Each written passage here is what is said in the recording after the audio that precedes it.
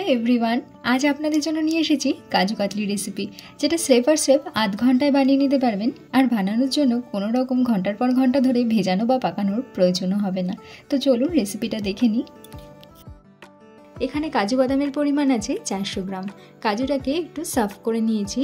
এখন একটা গ্রাইন্ডিং জারের মধ্যে নিয়ে পাউডার করে নেব। কোনো রকম পেস্ট কিন্তু করব না।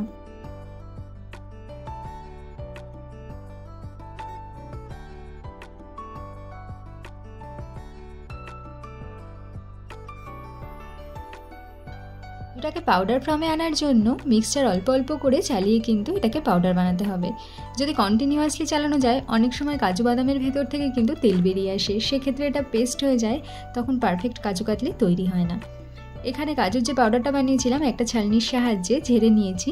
নিচে যে মিহি ডাস্টটা পড়েছে এটাই কিন্তু কাজু কাতলি বানানোর জন্য লাগবে।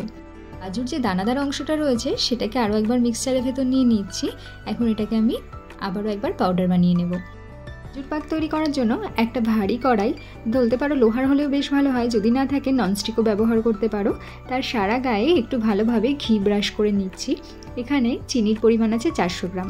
আরও একবার বলে রাখি, কাজু বাদাম ছিল 400 গ্রাম, তার জন্য চিনিও কিন্তু নিয়েছি 400 গ্রাম। 400 গ্রাম চিনির জন্য জল দিয়ে দিয়েছি কিন্তু 200 গ্রাম। এখানে চিনির যে শিরাটা লাগবে সেটা কিন্তু একতারের হতে হবে। তোমরা খুন্তির সাহায্যে চেক করে নিতে পারো, এরকম ড্রপ ড্রপ পড়বে, অথবা হাত দিয়েও দেখতে পারো। একটা তার আসলে বুঝতে হবে চিনির শিরাটা কিন্তু তৈরি।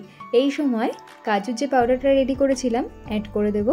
মিডিয়াম ফ্লেমে কন্টিনিউ এটাকে চালাতে হবে, কোনো রকম কিন্তু খুন্তি ছাড়া যাবে না, কন্টিনিউ এটাকে মিক্সড করতে হবে। এই সময় জেনারেলি যে প্রবলেমটা দেখা দেয়, হয়তো পাকটা ঠিকঠাক আসে না, সেক্ষেত্রে চিনির শিরাটা কিন্তু পারফেক্ট হওয়া জরুরি। অর্থাৎ একতারের শিরা যদি তৈরি হয়, পারফেক্ট কাজু কাতলি অবশ্যই তৈরি হবে। চিনির শিরাটাকে একতার করতে আমার মিনিমাম 5 মিনিট ধরে চাল করতে লেগেছিল। এটা অনেকটা চিনির কোয়ান্টিটির উপরেও নির্ভর করে, তাই আপনারা বারবার একটু চেক করে নেবেন। এখানে কিন্তু পাকটা তৈরি হয়ে গেছে, কড়াই ছাড়তে শুরু করেছে। এখন একটা পাত্রের ভেতর একটুখানি নিয়ে চেক করে নেব যে পাক আসছে কিনা। এখন কত সুন্দর পাক চলে এসেছে। এখন গ্যাসের ফ্লেমটাকে বন্ধ করে দিয়ে খানিকক্ষণের জন্য ঠান্ডা করে নিয়েছি। উষ্ণ গরম থাকা অবস্থায় কিন্তু এই প্রসেসগুলো করে নিতে হবে। এই পদ্ধতিতে যদি কাজু কাতলি বানিয়ে নেওয়া যায়, 15 দিনের জন্য রেখে দিলেও কিন্তু কোনো রকম খারাপ হবে না।